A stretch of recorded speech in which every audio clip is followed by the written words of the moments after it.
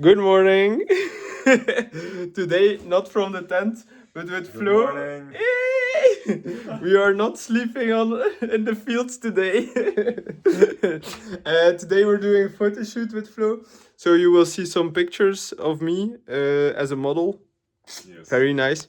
And yeah, we're just taking the bags and putting them on the bike and going into the city.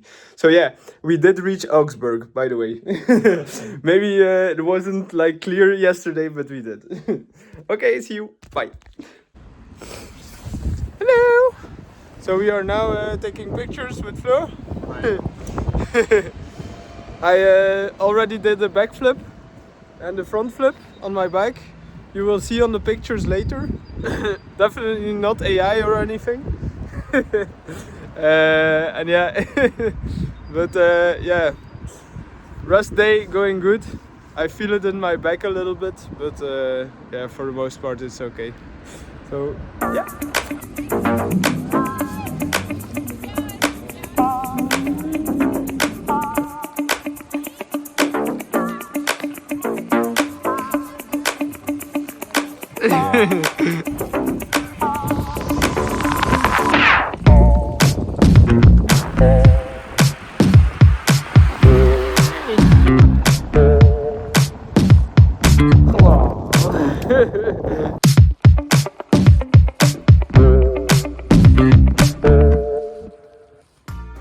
Okay, so Flo just went to work and I'm looking for a telescope.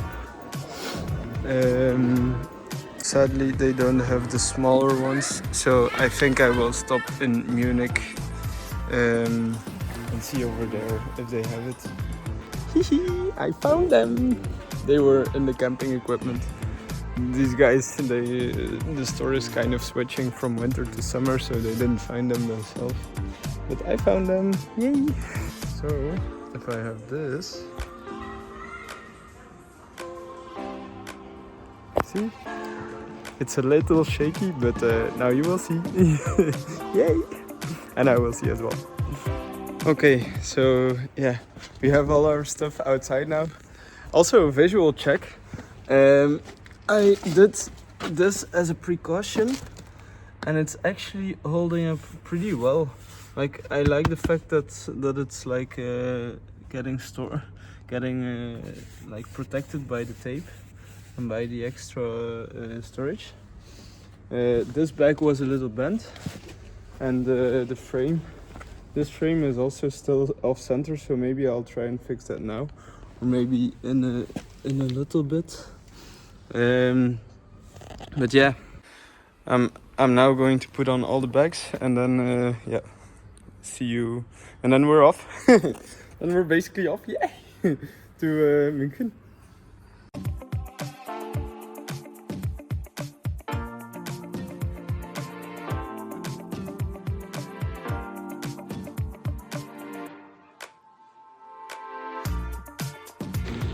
Hello! So we are now cycling along the river that goes from Augsburg to the Alps, and we're going to visit the dam that makes all of Augsburg not go underwater. It's crazy because it's rained and there's a lot of water in the rivers. It's like almost overflowing.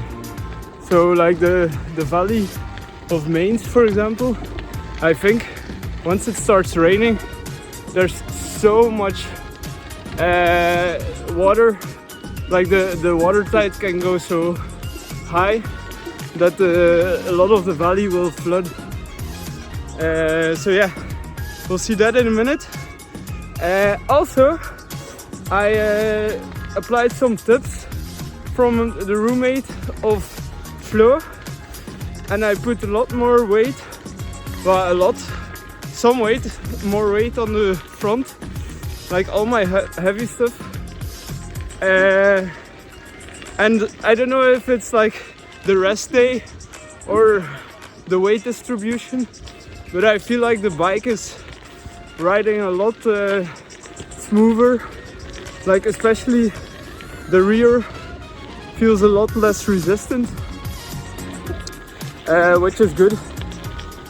Yeah, so everything happy today, not that many kilometers as well, so pretty chill. We'll have a good day, and if the weather stays like this, it's okay for me. So yeah, see you in a bit.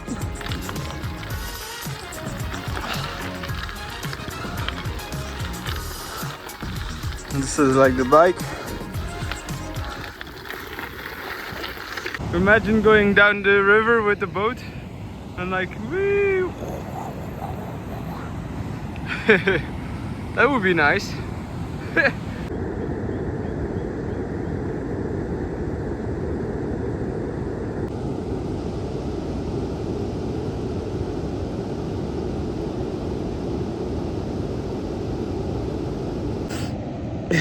I like my new lens. It's a little stupid, but yeah, I like it. So this is the road the road we just cycled from Augsburg to this dam, and the river is called the Lech.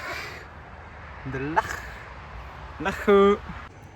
Okay, and now we're on top of the dam, and this is the lake that's keeping, and the dam that's keeping Augsburg from being totally wiped out. Yeah, it's nice. Now we go 60 kilometers to Munich, but the hostel is a little closer, so it's probably like 55. Oh yeah, very nice start of the day. Great job. I'm also really loving this thing because it's like, yeah, now you can see shit.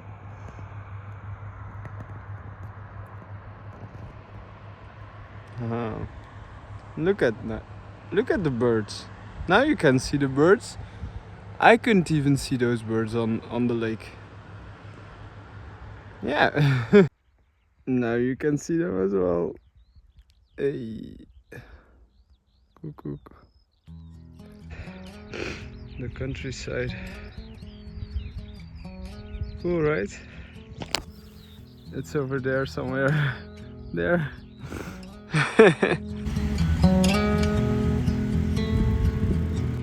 If we try to, we can make it.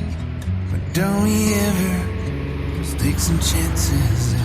Stop your thinking and start your living.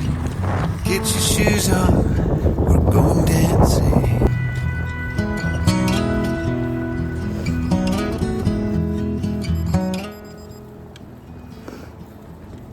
This is a little bigger than the castle we were at in day 1 or day 2. So, from the castle behind me, you might or might not know, we are in München right now. Yay! So we arrived at this castle. I will quickly look at what kind of thing it is. It is a Schloss, a keep, the keep of Nymphenburg, which sounds like an elfin name. But yeah, here we are. Yay! This might be my only chance to leave. This place is so fucking big, man. Look at how far it goes. Let's not miss this opportunity. So it was built for some 17th century politician, I think, from what I read. Okay, so yeah, now that we're here, I'm going to the hostel and going to get some stuff for dinner because I'm eating spaghetti tonight, yay! And then tomorrow I think I will first go to Auto World because I want to see it, and then we continue on to Salzburg.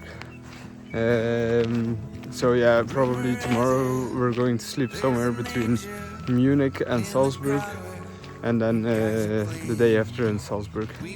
So, and yeah, the sun is out for once. It's really nice. Oh, yeah.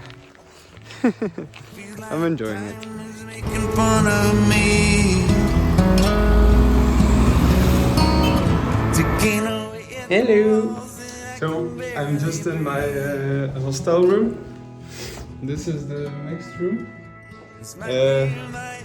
It's pretty nice, like for a hostel room. The building itself is really big and like it's not like homey at all, but like the beds are clean and yeah.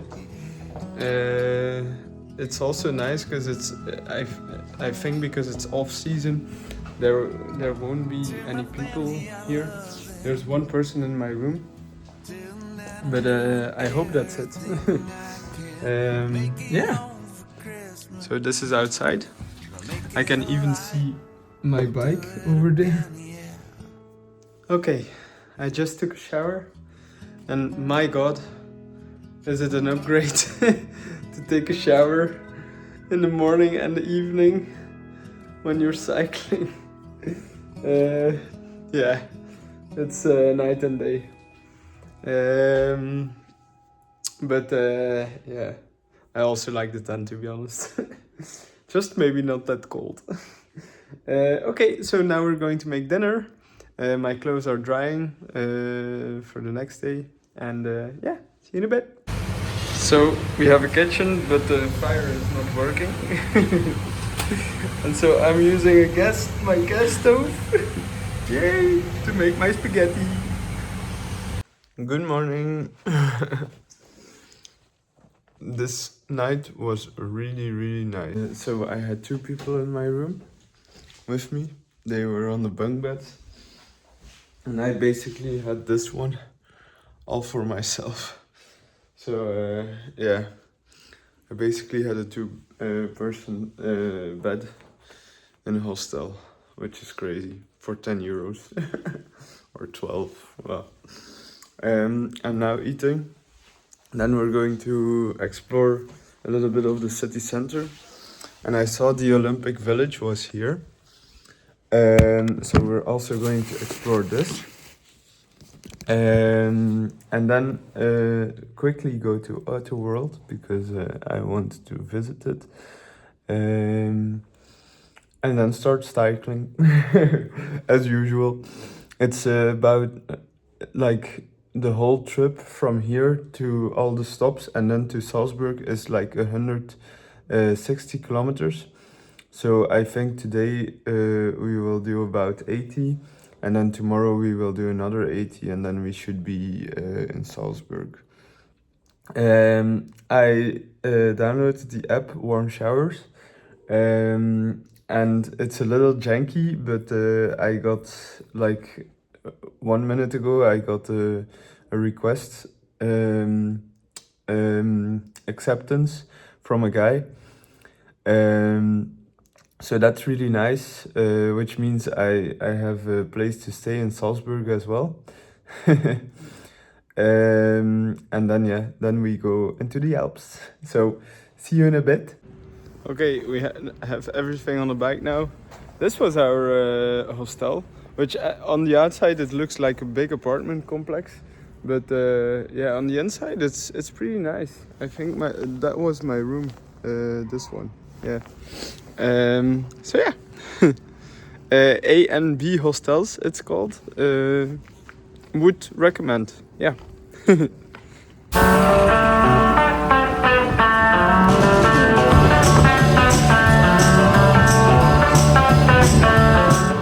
Hello. So we are now on the main square in Munich. It's crazy. This building reminds me so much of the one in Brussels. Like the mayor's office in Brussels, it's also quite similar. The only difference is here they actually have nice walkways, whereas in Brussels it's like little cobblestones, so it's very shitty to drive on. So yeah, this is nice.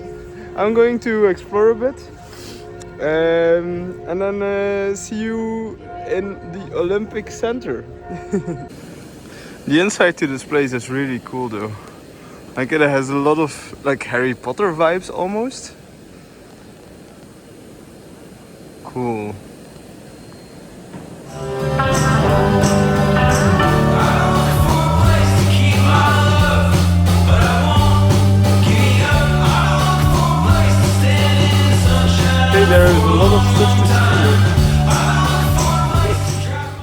someone over there rode into a pit. But yeah, I'm now on like one of the main lanes. Oh, this is a red stop.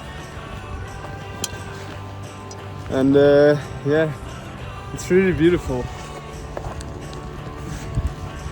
I think I will have to come back to Munich to see it all, because you can do it in the morning. I will already be like taking some time to see everything. But yeah, now we're cycling to the main gate. That one over there I'm cycling to. And this thing, it's also really nice. Yeah. So we are now on the outskirts of Munich, and there is the Olympic Village. You see it? It's like a spider web. So this is the center, I think, of the Olympic Village. Over there is the arena, and then there is also a part of the complex. I don't know all of the things that you can do here, but the architecture is really nice. And 10 meters later there's like a giant info board of all the things. Look at this swimming pool. This is inside one of the domes. Such a nice place. I could have used this after 8 days of cycling.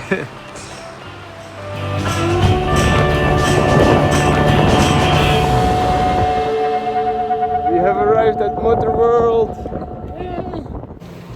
So we have arrived at Motor World. Whee! Cars, cars, cars, cars, cars. Look at this. This is like 4 levels of cars. Crazy. This one is my style. Huracan. Look at this. McLaren store inside the facility. And then you have these.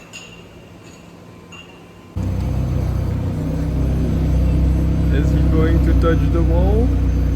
I don't know. This is a special car, because this is a car that's made in the country I'm going to. Shit, and it's a nice spec as well. What the hell? Okay, I really thought from the back this... What the hell? In the front it's a Dodge. And in the back it's like... It's a Nissan Silvia. What the hell? This car is kind of confusing, but I like it.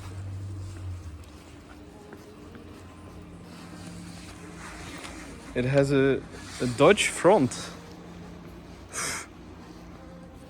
See, it's a Nissan 2000 SX, but it has a Dodge front bumper. This is crazy. We have the series of me switching with the craziest car, and here you have them all. Which really I want to kind of touch on a serious topic, which is like the need for money in bikepacking and in life in general, because it's a big aspect of to consider when you're doing a trip like this. And it's a tricky one, because it's not a lot of people like to talk about it. And I was in the hostel yesterday, and there it was actually like more apparent than ever how money and like money in life is portrayed. Because I used to be like really object focused and materialistic. I think I still am in certain ways, but like for example, these cars, I'm a really big fan of racing games and stuff.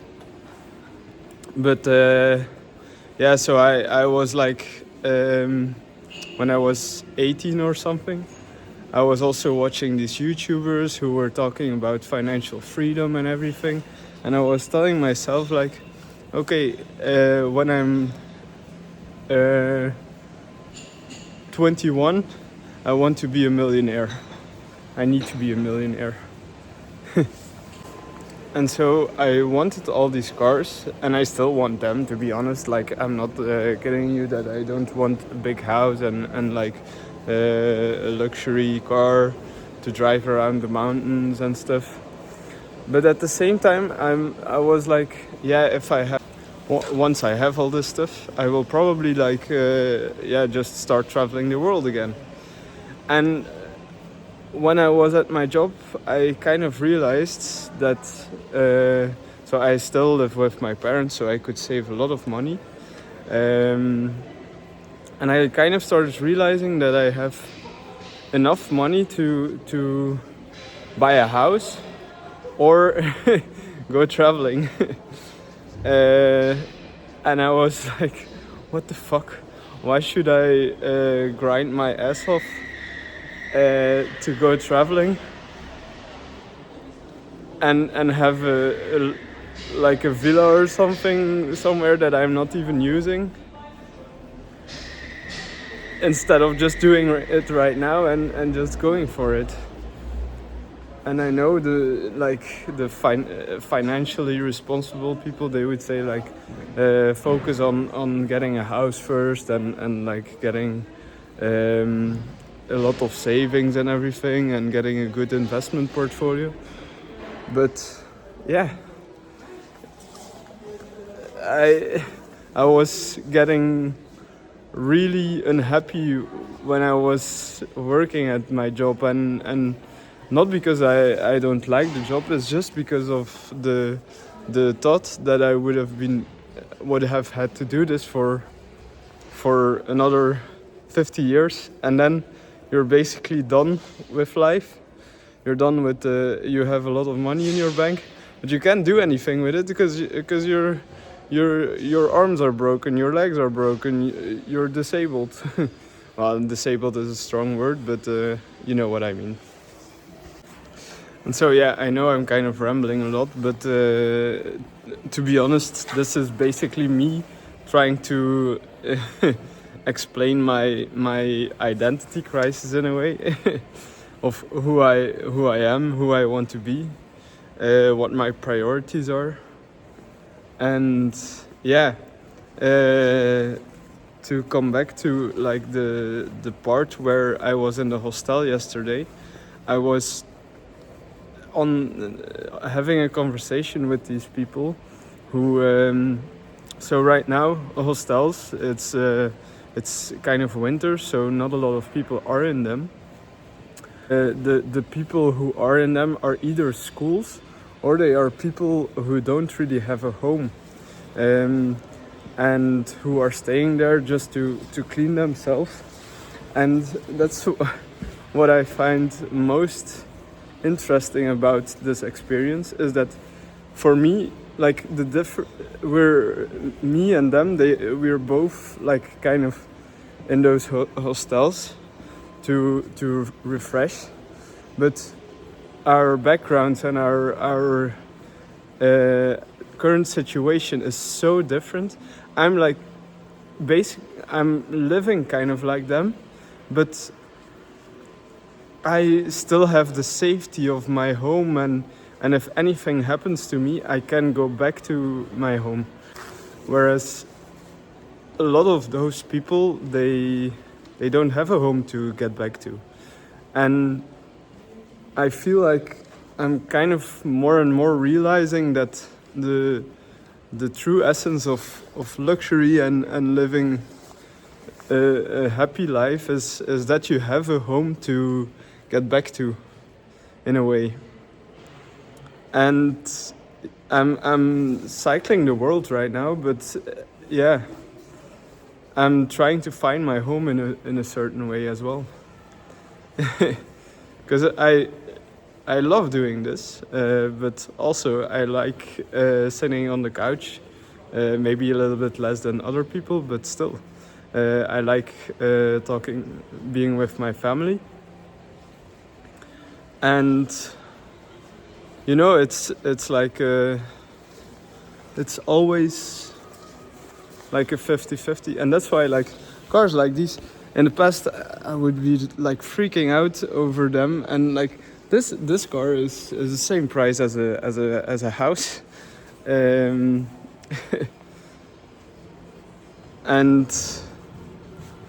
yeah. It's quite funny how people put value on certain things. So to conclude my point, basically when it started changing for me is when I started having enough money to buy a house. But like I would have to buy that house and then be stuck with it for like 20 years because I would have a loan and bills to pay. And that kind of freaks me out. And I started realizing it's my true luxury to not have to pay any bills, to not be attached right now. So yeah. Bugatti, yeah. I mean, crazy, right? These cars together are probably like 15 million or like maybe 12. It's a full exposed carbon.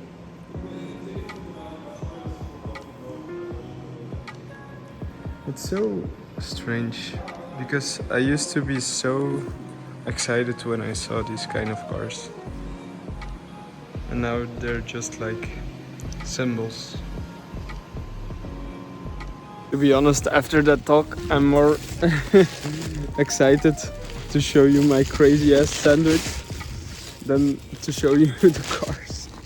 Look at this. Wow. It's cheese with sausage.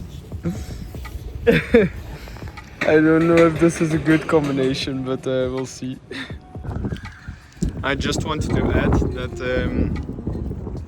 yeah, maybe cars when I was small, they were like really excited and stuff because they are really exclusive.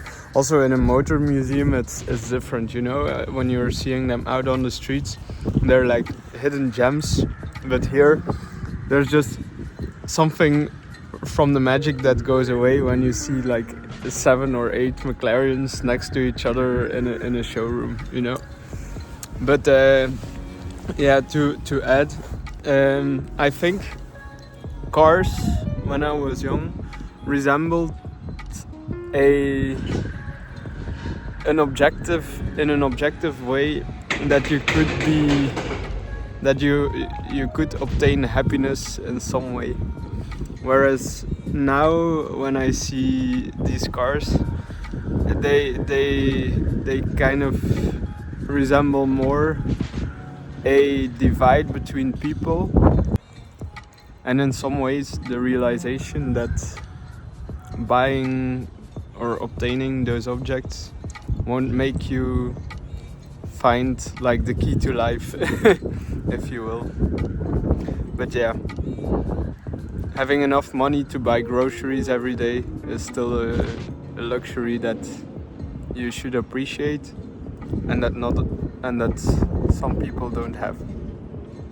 So yeah, if you're looking at this much as from 8 years ago, I hope you learned something.